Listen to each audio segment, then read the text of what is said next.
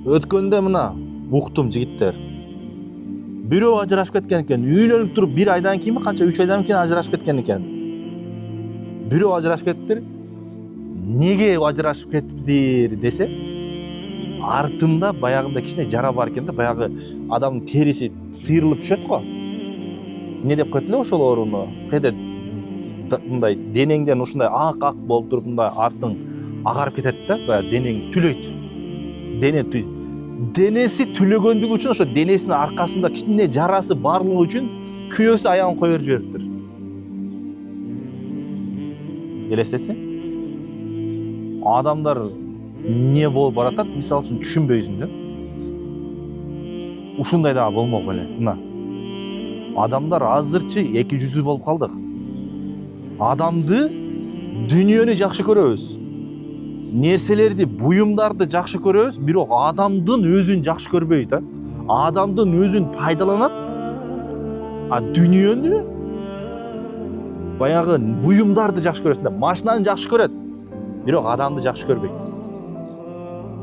Көпчүлүк адамдар ошондой азыр. Дүйнөнү, машинаңды жакшы көрөт, бирок өзүңдү жакшы көрбөсө дагы, өзүңдү бир кезде жаман көрүп жүргөн болсо дагы, сен бир күн бай боло турган болсоң, машинага отура турган болсоң, сени эмне кылат? Байке, кандайсыз? Ден соолугуңуз жакшыбы? деп туруп пактадан коет да. Машина менен адамдардын алдына келе турган болсоңчу, бир 470-570 менен кел да, пешком бир келип көр. Пешком жөө басып келип туруп, бир жөө бас көчөдө, сени менен ким саламдашат? Анан машинада өтүп баратып, жөн эле көчөдөн өт, кимдер саламдашат? Ошондо көрөсүң адамдардын чыныгы жүзүн. Адамдар ошондой узгон. Бирөөнү бир нерсе үчүн, буюм үчүн, бүгүнкү күндө буюмдарды биз аздектейбиз, улуктайбыз, кадырлайбыз. Айфондо бул менин айфонум депчи. Айфонум деп туруп мондай эметип абайлайт, асырайт аны. Бирок адамдын көңүлүн асырайбы? Асырабайбыз да. Мен бир сөз айтсам, буга катып түйүп калбайбы экен дебейт. Бирок айфон, телефон, машинасын күндө жууп, арчып турат да. Неге? Аздектейт. Буюмду аздектеп жашап калдык тилекке каршы. Адамдык каяка барат? Кеде ичиңден отуруп мындай чыркырап кетесиң да, жигиттер. Чыркырап кетем мен бар го. Дүйнө каяка баратат депчи, адамдар каяка баратабыз депчи. Чын. Пешком басып көрсөңчү, мен мисалы үчүнчү, азыр адамдар ушундай эки жүздүү жөө баса турган жөө басып көрдүм да. Машинам жок кезде, мисалы үчүн, башкача сени көчөдө машина менен өтүп бараткандар, мисалы үчүн, саламдашпай өтөт көбү. А машинага отуруп калсаң эле, кандай жакшы, ден соолуктарыңыз кандай болду экен деп эле ушинтип эле колун кармап эле, машинаны алдыңызбы деп эле ушинтип турат.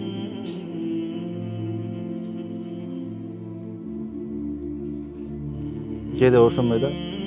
Биз дүйнө үчүн сатылып атабыз. Дүйнө үчүн адамдар сатылып атат. Байлык үчүн сатылып атат. Дүйнөнүн бул адамгерчиликти бар го, бул бүт баарын бузат да. Ичинен бузулуп атабыз. Ичинен бузулат.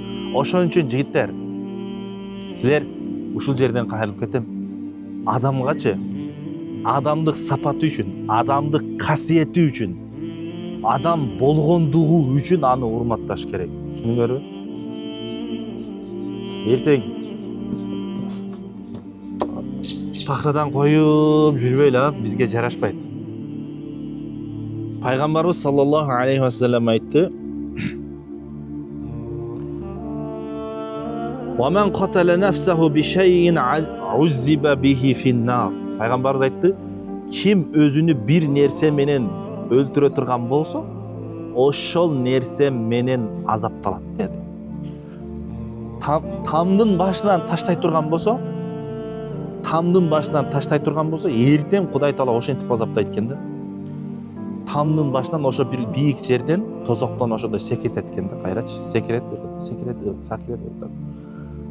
Тозокчу жигиттер. Биз ойлойбуз да, мына күн кичине ысыса чыдабай калабыз, а? Тозоктун ысыгы дейт. Тозоктун эң жеңил азап таманыңа чокту койсо мээң кайнайт экен. Эң жеңили. Таманыңа чокту кое турган болсо, эмне кылат экен? Мээң кайнайт дейт. Бул дагы кимге берилип атат? Эң тозоктогу эң жеңил азап бул пайгамбарыбыз саллаллаху алейхи вассаламдын чоң байкеси деп, байкеси баягы атасынын бир тууганы. Байке дейт да? Атасынын бир тууган байкеси, андан улуусу. Ошого берилет дейт да. Неге десе, иман келтирген эмес экен да. Пайгамбарыбыз айтты, өлүм төшөгүндө жатканда пайгамбарыбыз айтты, эй деди, амма деп коет да, байкем деди да. Байкем, иманды ла илаха иллаллах Мухаммадур Расулуллах деңиз, мен сизди деди, мен сизге шафаатчы болоюн, мен сизге ортомчу түшөйүн Кудайдын алдында дегенде, мындай тегерегиндеги досторун карады да, баягы эмеличи, имансыздарды карап туруп айткан жок да, айтпай кетти, иман келмесин.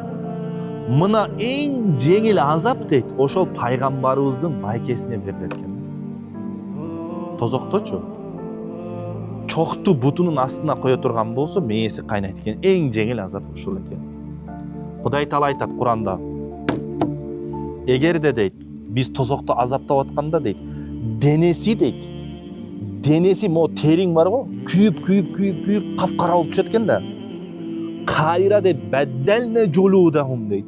Кайра биз алардын терилерин дейт, кожаларын кайра жаңылайбыз дейт.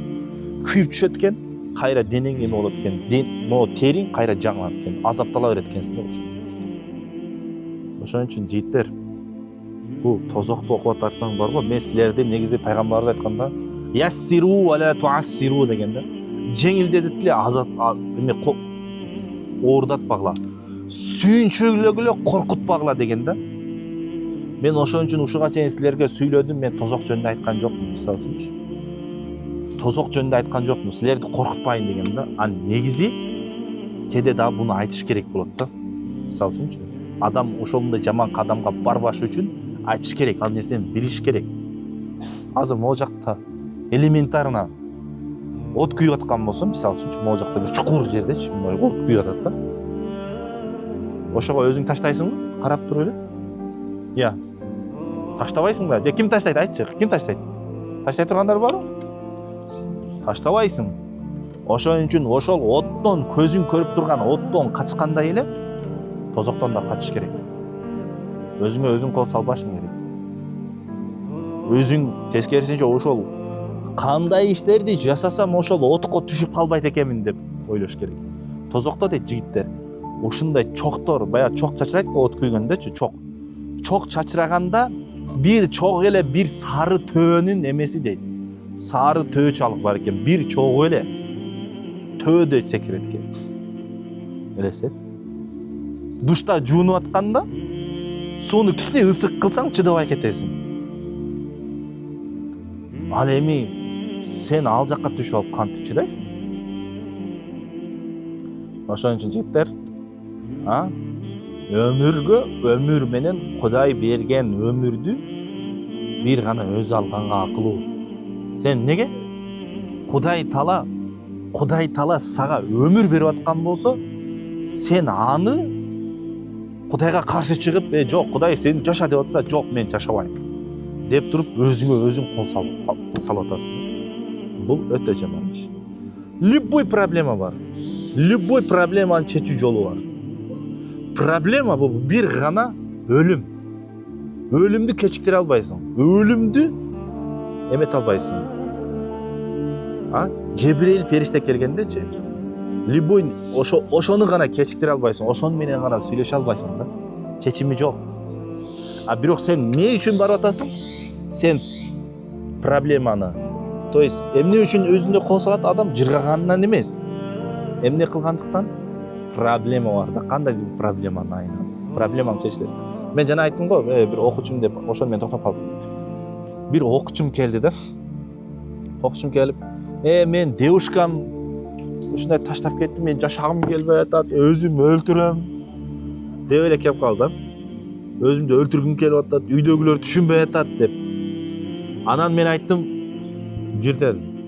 Бир аз мен лекцияларым уккан да, алчы баягы сабактарым уккан, сөздөрүм уккан. Анан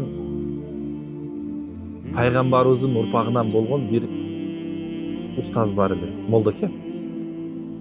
Анан ошого апардым. Ал дагы сонун эметти да, түшүндүрдү, баян кылды. Анан көңүл көтөрүлүп калды да. Көңүл көтөрүлүп, проблемасын баягы киши чечип берди.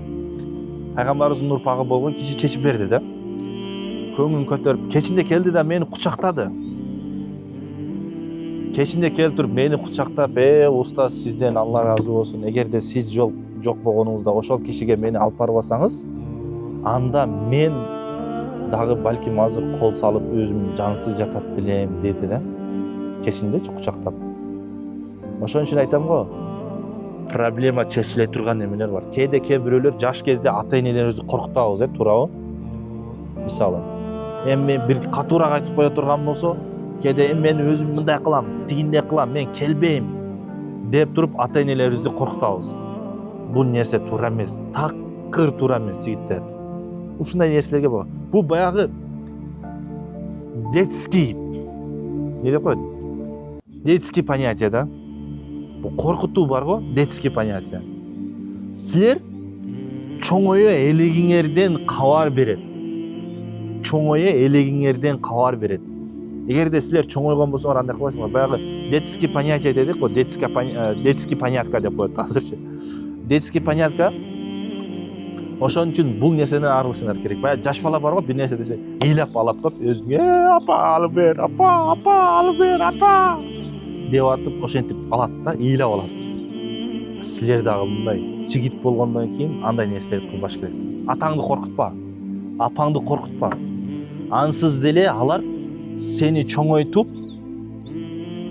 сени ошончо апаң кыйналып төрөдү, 9 ай ичинде көтөрдү, кыйналып төрөдү, кыйналып чоңойтtu. Кыйынчылык заманда. Азыркы бөбөктөргө эле жыргал. Биз мисалы үчүн силер канча 2000 канчада? 2006-2002 жылкылар бар мисалы үчүн, туурабы? Мисалы үчүн 2003. Силердин атаңар 2003тө деле азыркыдай жыргал жашоо болгон жок, мисалы үчүнчү. 2000 жылдары менимче баягы ачкачылык болгон да, негизичи. Көө араң ата-энеңер ошол кезде силерди мисалы үчүн жыргап эметти да.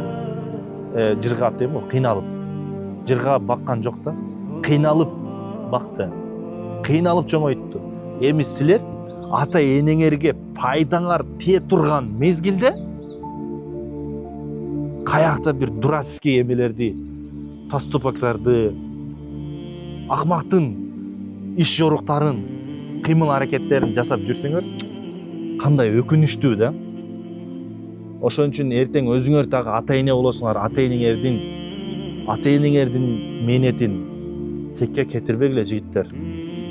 Ата-энелерди ойлошубуз керек. Ата-энебизге пайда берип, ата-энебизди көтөрө турган убакыт келди. Намустуу убакытыңар келди силердин. Ошон үчүн мындай өзүңөрдү салаваттуу, өзүңөрдү олуттуу, серьезный алып, жашоого серьезный карап, план койгула дейм го, дайыма планам.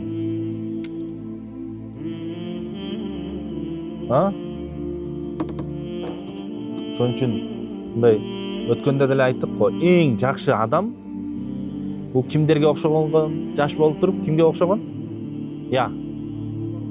Чоңдорго окшогон. Сабактар эсте жок го. Эң жакшы адам бул жаш болуп туруп чоңдорго окшогон адам. Эң жаман адам кары болуп туруп, жаш өтүп туруп жаштарга окшошкусу келген адамдар. Детский понятка мындайча айткандачы, өзү чоң эле адам, бирок түшүнүгү жаш баланыкыдай. Ошон үчүн олуттуу болгула. Максат жигиттер. мен мунуну мындай кылам, максат кое албай турган болсоңорчу жигиттер, болбосо мен жардам берейин. Кийинки сабакта болбосо мен кагаз, ручка алып келейин. Мисалы үчүнчү, максат менен иштегиле. Силер эгерде ушул кийин бир план коюп, бир иш алып кете турган болсоңорчу, өзүңөрдүн жолуңарды таап кете турган болсоңор, мен аябай кубанам. Кыргызстанда ар бир кыргыздын жигити жолун таап, бактылуу болуп кетишин каалайм да менчи. Ошон үчүн эмне кылбагыла, баягы жаш бала сыяктуу болбогула да. Чоң болсоңор да жашоого олуттуу карагыла жигиттер.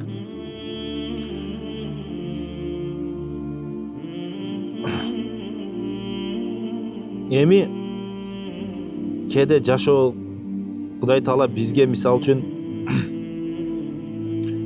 Кудай Таала бизге сыноо берет, кыйынчылык келет. Эми адам өмүрү жөнүндө үмүттүк. Кудай Таала айтат, адамдарды Кудай Таала сынайт экен. Сен бул дүйнөгө биздин жашап атканыбыздын эң чоң максаты эле сыноо. Эгерде дүйнө сыноо болбосо, анда биз өлбөйт элек. Түшүнөрү? Эмне үчүн? Мисалы үчүн ар бир нерсенин бул дүйнөдө башталышы бар, анан аягы бар да. Ошол биз сыноону тапшырып бүткөндөн кийин эметебиз, кетебиз да. Сыноо. Аллах Таала айтат Кур'ан-ы Каримде: وَلَنَبْلُوَنَّكُمْ تَبَارَكَ الَّذِي بِيَدِهِ الْمُلْكُ الَّذِي خَلَقَ الْمَوْتَ وَالْحَيَاةَ لِيَبْلُوَكُمْ أَيُّكُمْ أَحْسَنُ عَمَلًا. Кудай Таала, улуу Кудай Таала силерди жаратты. Өлүм менен жашоону жаратты деп атат. Биринчи өлүмдү жаратты деп атат. Карасаңар, мына. Биринчи өлүмдү жаратты деп атат.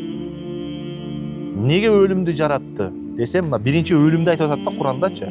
Андан кийин жашоону жаратты дейт. Биринчи өлүмдү, экинчиси жашоону. Азыр биз бирок биринчи каякта жашап атабыз? Дүйнөдө. Дүйнөдө жашап атабыз.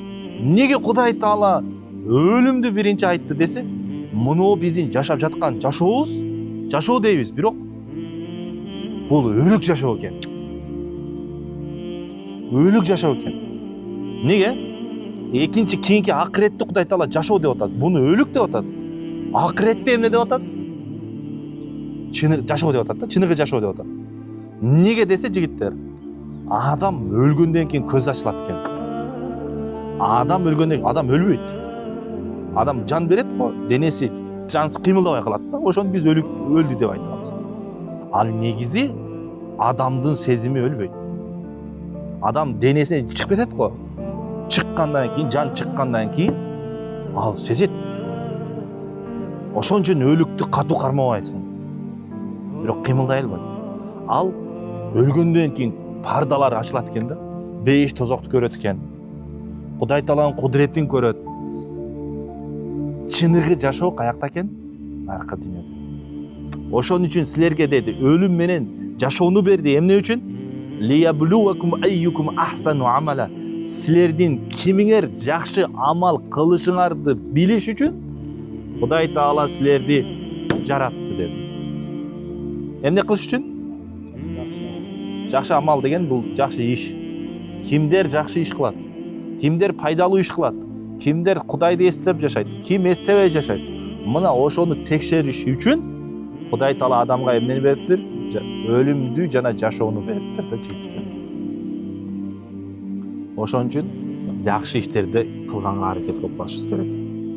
Андан кийин Алиф лам мим ахасибан насу ай ютраку ай якулу аманна ва хум ла юфтанун. Адамдар Кудайга биз ишендик, биз мусулманбыз, биз момунбуз деп коюп эле жөн эле кутулуп калабызбы, сыноо биздин башыбызга келбейт деп ойлойбу деп атат Кудай Таала. Эне? Биз азыр биз деле ошондойбуз да. Биз мусулманбыз, болду, алхамдулилля мусулманбыз деп койдук. Деп туруп дейт Кудай Таала. Биздин башыбызга Кудай сыноо жөнөтпөйт деп ойлойбу дейт адамдар. Демек Кудай Таала эмне кылат экен? Сынайт. Именно бар го жигиттер. Мына Bir 2 ay murda fevral ayının аяк жагы болчу. Men өз негизи мен айттым да, оозунан чыгып кетти десем деле болотчу. Мен дедим, Кудайды, Алланы жана анын элчисин жакшы көрөм дедим да. Мен айттым да, дилиме. Дедим дагы, вай дедим да. Эми точно бир нерсе болом дедим да. Сыналам дедим. Эртеси туруп ооруп калдым. Аябай катуу оорудум. Неге? Кудай Таала сынап атат да иманыңдычы. Сен Алланы жана анын элчисин чындап жакшы көрөсүңбү же чындап жакшы көрбөйсүңбү? Текшерет. Кудай Таала мени ошентип текшерди да. Мына оору берди да. Ишенсеңер бар го, ушуна катуу оорудум жигиттер февралдачы. Алланы жана анын элчисин жакшы көрөм деп койдум. Кудай Таала ошону текшерди да. Эртеси дароо билдим да менчи. Кудай мени текшерип атат деп. Ушундай катуу оорудум, ичим ооруп, эме болуп, төшөктө жатып калдым ушундайчы. Бир жума жаттым жигиттер. Кайра ичимден айтам да, Кудай, мен сөзүмдү кайтарып алдым дейм да, болбойт да андай деп айтканчы. Аллахым өзүң сабыр бер, Кудайым өзүң сабыр бер депчи. Ошон үчүн кээде мен Алланы жакшы көрөм, Алланы сүйөм, пайгамбарды жакшы көрөм деп чын дилиңден айта турган болсоң, Кудай Таала сыноо берет сага. Иманың күчтүү боло турган болсо, Кудай Таала сыноо берет. Мурдачы алымдар 3 күн башына бир бале келбей калса, 3 күн башына бир бале келбей кала турган болсо, сразу тынчсызданат экен да, мен не болду, иманым алыстырап кетти же имансыз болуп калдымбы дейт экен. 3 күн. А биз эмнени каалайбыз? Дайыма проблемасы жашаганды каалайбыз. Проблема болбосо экен, жашоо жыргал болсо экен дейбиз. Андай болбойт. Бул дүйнө өзү сыноо дүйнө. Бул ла рахата фи дүйнө, бул дүйнөдө рахат жок. Рахат бар десең делечи, бир аз эме кыл. Бир аз эми эле ушундай отурсаң, аякты биякты жасап туруп, үйүңө комфорт мебелиңди кой, бардык нерсени коюп туруп эле, эми мен эс алайын десең эле, башка бир проблема чыгып калат.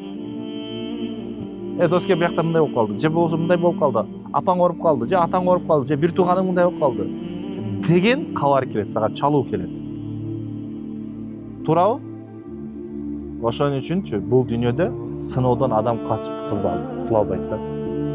Кудай Таала айтты: «Инна ма'ал усри юсран». Чындыгында деди, бир жакшылыктын артында, чындыгында бир жамандыктын артында, бир кыйынчылыктын артында толтура жеңилдик бар деп айтты. Бир кыйынчылыктын артында толтура жеңилдик бар деп айтты. Жигиттер, жакшылап көңүл бургула. Мен мына ар бир нерседе өзүң живой примерсиң да. Мен силерге мактануу үчүн эмес. Мен могу нарак барсаңар, Кирова деген көчө бар, базарчик бар. Ошо кичинекей базарчиктен өйдөгө бир жыл жыртык патинке менен, кышкы патинке менен, асты таманы тешик патинке менен пакет кийип окууга каттагам.